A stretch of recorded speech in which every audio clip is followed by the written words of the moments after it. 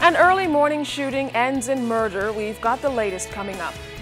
The government moves to get a pension bill in place.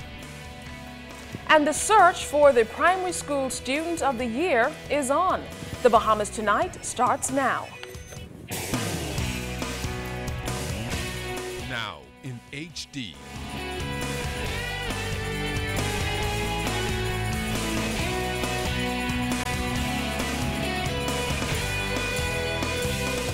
ZNS Network presents The Bahamas Tonight.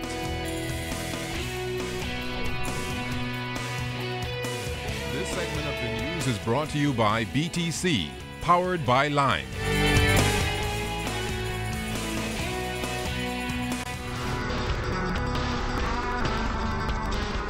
An early morning shooting turns deadly. I'm Kendino Knowles. And I'm Keish Latterly. Welcome to the Bahamas Tonight. Police have another murder on their hands. Detectives were called to the Wolf Road and Market Street area this morning, where the body of a male believed to be in his mid-20s to early 30s was found behind a building. According to Assistant Superintendent Solomon Cash, who heads the Homicide Division, a concerned resident of the area heard a gunshot at about 5 a.m. He went out of his home to inspect the area but didn't find anything. At about 5:40, another person walking in the same area came across the body of a male lying face down in the back of the building. He alerted the resident who first heard the gunshot, and according to Officer Cash, both of the men went back to the area where the body was lying with a gunshot injury. Emergency crews were then called to the scene, where they found the body fully clad with a single gunshot wound to the upper body. Police are asking for anyone with information into this latest homicide to contact them. This murder marks the 5th on record this year.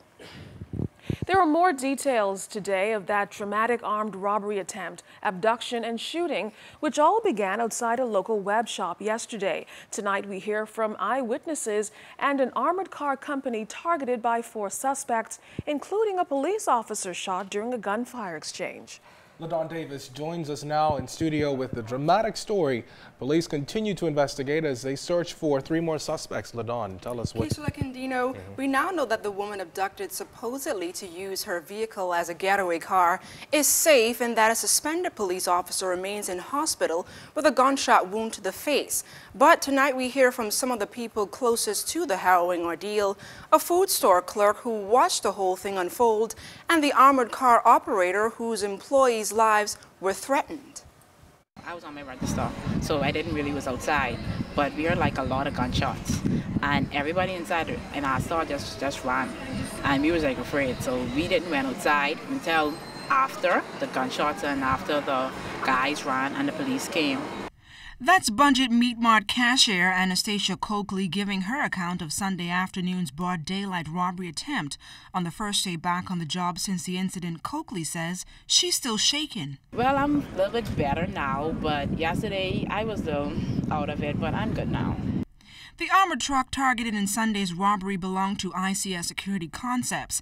In an exclusive interview, ICS Security founder and CEO Stephen Greenslade gave ZNS News guarded information about the robbery that erupted into a shootout. Bandits came up on our team while they were executing a pickup and opened fire on them.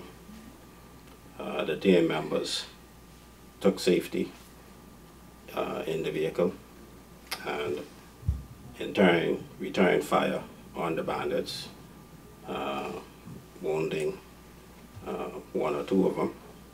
Greenslade maintains his team of security officers are well trained and prepared to protect their clients' assets. Our team had reacted based on the training they get to protect themselves, protect the assets in that incident. But we engage intense training of our staff on a regular basis. They go through tactical training. When asked if Sunday's operation at the Island game was routine, here's Greenslade's response. The pickups are not routinely scheduled. They are more or less scheduled discretionally to ward off any possible attack. In this line of business and in any business, operating where there's transport of monetary assets, people will want to commit robberies and other criminal offenses. But what we do is we schedule our routes to prevent possible casing of the team or people watching them, following them to determine their schedule. So we vary the schedule from time to time to prevent that from happening. Now here's what we know about that suspended police officer. He was on the force for 13 years and was suspended based on a complaint to the corruptions unit. While that officer went into surgery yesterday, he is listed in serious condition in hospital tonight. Meantime, police officers say that once he is released from hospital, they will question him. Back to you. Thanks, LaDawn. Well, still on police news, authorities recently stumbled across an illegal roadside garage right before conducting an interview with ZNS News. Officer in charge of the Police Forces Traffic Division, Superintendent Ken Strawn, discovered that 3 derelict vehicles were stored on a small portion of a lot on Blue Hill Road adjacent to S.C. McPherson Junior High School. Officers met 3 men on the property and immediately ceased operations. One of the individuals, who didn't want to be seen on camera, spoke briefly with us upon the request of Superintendent Strawn. People paid me to move down their property. I stripping them for scrap metal reasons, and then I get do what I gotta do. Beneath these vehicles were men with torches, trying to cut them apart, salvaging various parts of the vehicle for scrap metal. Now, this is your main thoroughfare. The secondary school just across the street from it, where kids are traversing each day. If you look at the roadway just here, newly appointed, well placed, we cannot, as law enforcement in this country, allow the birth of any more roadside garages. One of the individuals found working on the property was later taken into custody on an outstanding warrant of arrest. Police then instructed the owner to immediately clear the property. The police force will also submit a report on the property to the Department of Environmental Health. Fuel deposits were left in the tank, be it oil or otherwise, is getting into the earth and is causing a further concern for not only the community, but that of the general public. Now, if you were trying to access your mobile data services, then you'll know that there were challenges with BTC's system. The service was temporarily suspended, according to the company. A public notice published on BTC's Facebook page advised that there were issues with the mobile service. An update posted about an hour later told customers that the data was fully restored. It advised clients that if they continue to have challenges, they should turn off, then power up their devices. Now, BTC has been given until January 25th, 2013 to respond to IRCA's position with any representations or objections before the final determination is issued. BTC CEO Jeff Houston says they plan to do so in a timely fashion. So at the moment, we have got 30 days to provide our response to IRCA.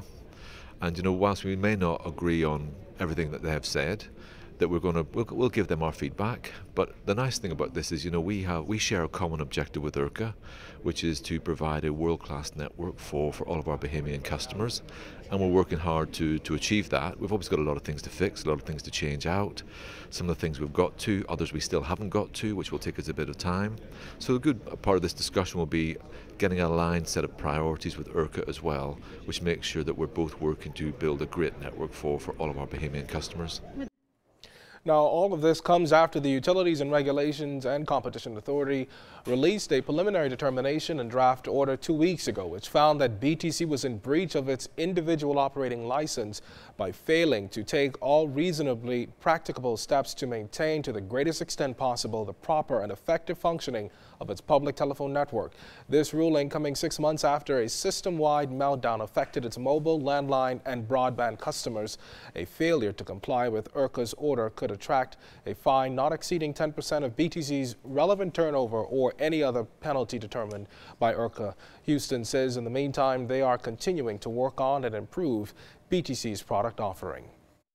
We are held accountable by our customers and obviously our shareholders as well. So, you know, a lot of the stuff that we have been doing to fix up the network are similar concerns that that IRCA has. So we'll discuss those with them so they get a firmer understanding of actually what we're trying to do to fix things up and deal with a set of priorities. We prefer our priorities really, and so our IRCAs are governed by the need to provide good quality service.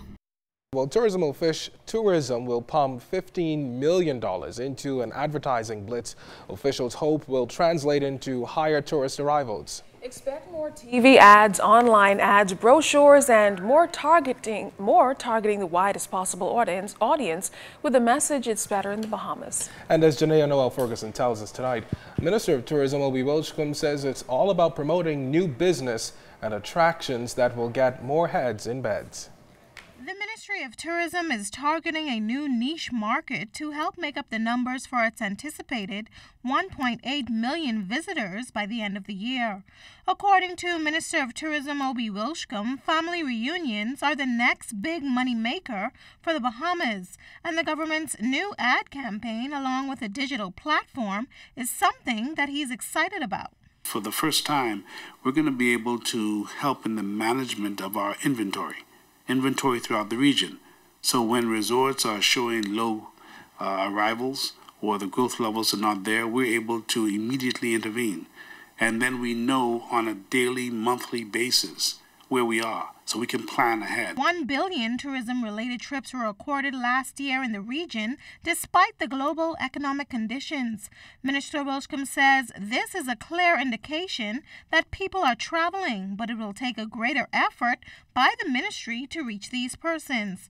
He feels the new ad campaign, estimated at $15 million, should pay off. You're not going to be a good brand if you take your product off the market. You've got to keep your product in the forefront in the eyes of the people. And so we've got to find more money. That's what we have to do, find more money to make sure that we can get radio ads, because we don't do enough radio ads, television ads, newspaper, all the print that we want, the magazines, and of course we got the digital platform, which I believe is an assistance to nations such as ours, because finally we got a way to reach the world.